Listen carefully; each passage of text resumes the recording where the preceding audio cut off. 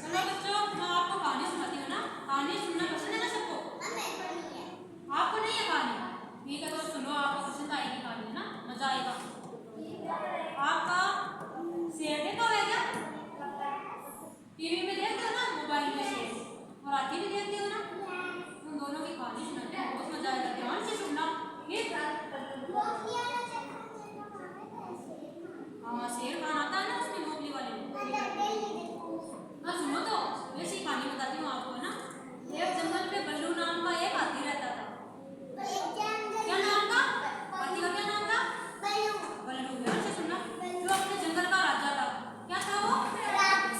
राजा था अपने जंगल का। उसके साथ एक शेर भी रहता था। जो जैसा नाम था वैसा ही व्यवहार करता था। एक दिन जब शेर बल्लू के जंगल में पहुंचा, शेर कहाँ पहुंचा? बल्लू के जंगल में। बल्लू किसका नाम था? हाथी का। तो उसने कहा कि मैं वहां रहना चाहता हूँ। क्या कहा उसने?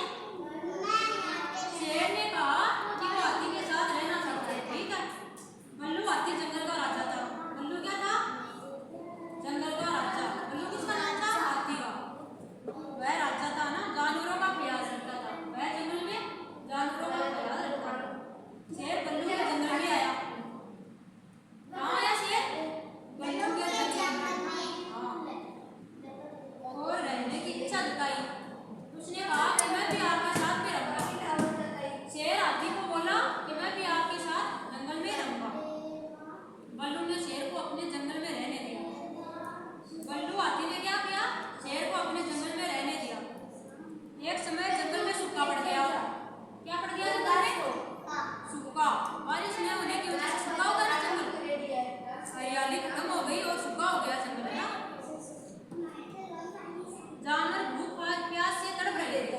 जानवर को भूख लगी, प्यास लगी, जंगल का सूखा, तो वहाँ खाना नहीं मिल रहा था। नहीं, उसी जंगल में बल्लू रहता था, उसके पास में रहता ना। हाथी ने शेर से मिलकर पानी की व्यवस्था की। हाथी राजा था, तो उसने पानी की व्यवस्था की उन जानवरों के लिए। शेर के साथ मिलकर। हाँ, आस पास में नदी थी, वहाँ से शेर और हाथी जानवरों के लिए पानी लेकर आ गए। शेर ने अपनी ताकत का इस्तेमाल करके नदी में पानी वापस डालने में मदद की।